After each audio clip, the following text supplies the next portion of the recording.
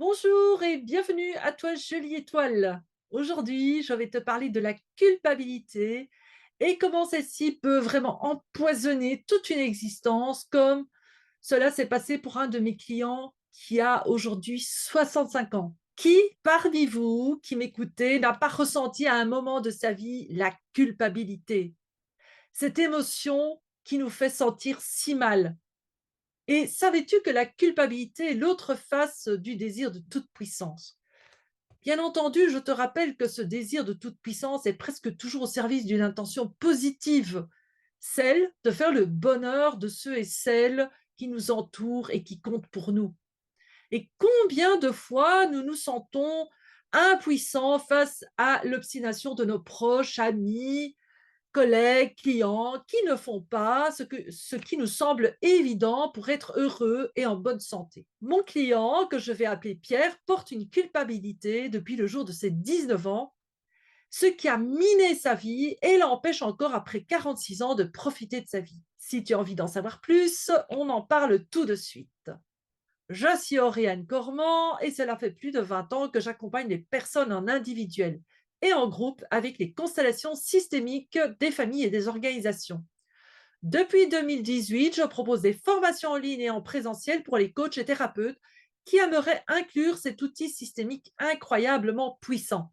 Alors, si toi aussi tu aimerais ajouter cette pratique à ta boîte outils de coach, écoute Marie-Laure Deschamps qui témoigne de son expérience en tant qu'étudiant de l'académie. Je suis Marie-Laure Deschamps, je suis coach en développement personnel et professionnel. Comme il n'y a jamais de hasard, la première chose que j'ai retenue, c'est le mapping.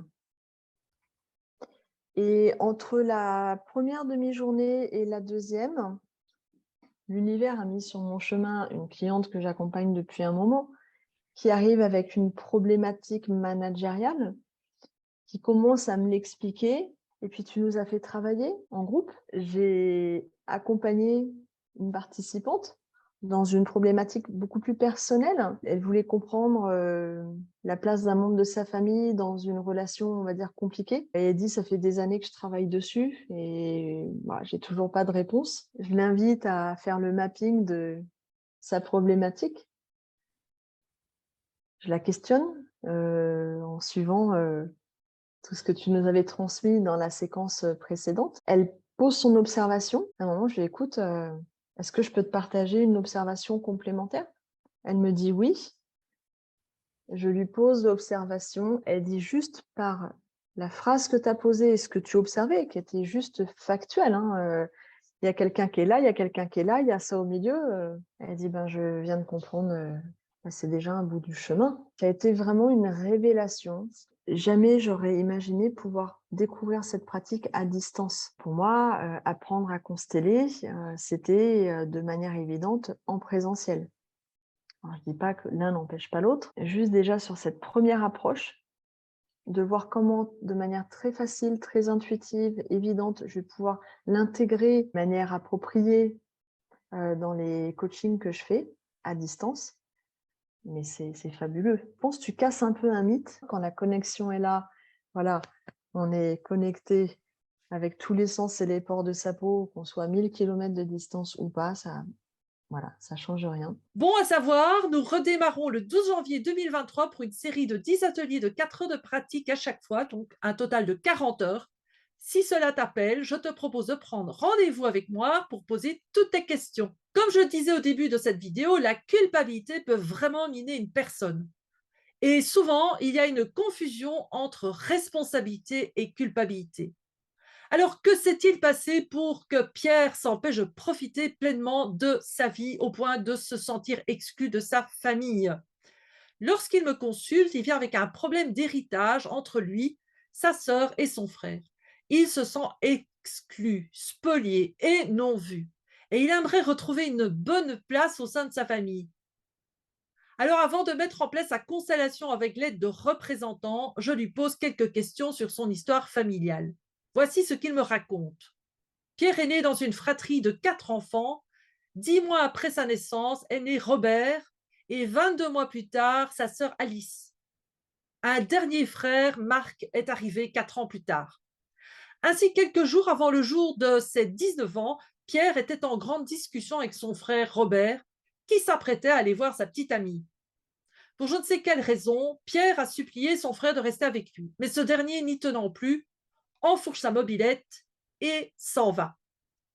Quelques heures plus tard, Pierre apprend que son frère venait d'être fauché par un automobiliste alcoolisé et qu'il était décédé. L'enterrement a eu lieu le jour de ses 19 ans. Depuis, il n'a jamais su fêter son anniversaire le 9 septembre, jour de sa naissance. Mais également, il a porté depuis une culpabilité car il se répète depuis que s'il n'avait pas mis en retard son frère, celui-ci n'aurait pas croisé la route de ce chauffard et il serait probablement toujours vivant. Et Pierre est impardonnable. Alors, avec son accord, je lui demande de placer les représentants de sa fratrie dans l'espace au milieu du cercle des participants. Puis nous prenons le temps de laisser respirer chaque représentant et de ressentir les émotions.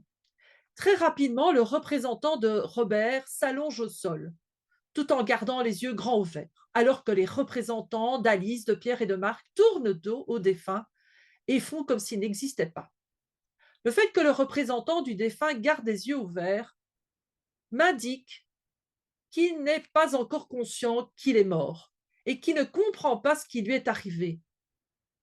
Cela arrive très souvent lors de morts soudaines dans des accidents, entre autres de la route. Et qu'arrive-t-il à ces morts?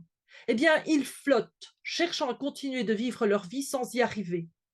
Cela peut créer des fantômes. Je peux deviner qu'il y a quelques sourires parmi vous. Et pourtant, c'est ce qui peut arriver. Et il est important de raconter, détail par détail, lors de la constellation, entre autres, ce qui s'est passé et de leur dire qu'ils sont morts. Et tout doucement, il y a quelque chose qui va se produire en eux. Et c'est ce que nous avons fait.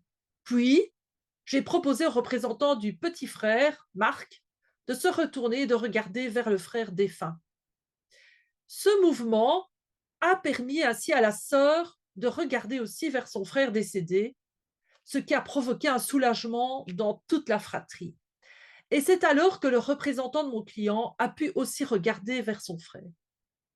Là, je lui propose alors de s'incliner et de placer une corde autour du défunt pour le séparer du monde des vivants, ce qui soulage la fratrie.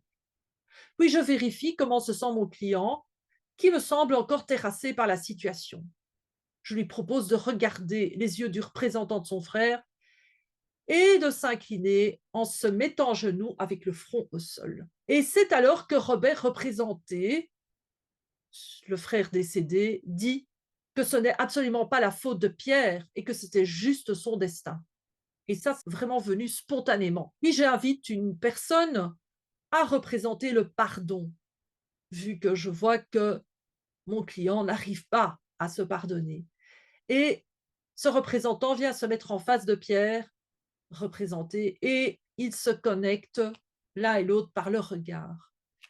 Et on prend du temps pour cela, on laisse respirer. Et là, tout le monde a pu voir que Pierre n'arrivait pas à se pardonner. À chaque fois que son cœur allait être touché par le pardon, il s'est redressé, il s'est rigidifié, a joint les mains en remerciant sans pour autant laisser le pardon se faire.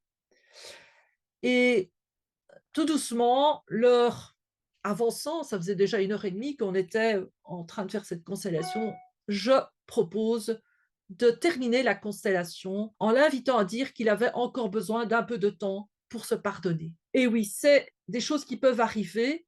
Et est-ce que cela pour autant veut dire que la constellation n'a pas abouti? Loin de là.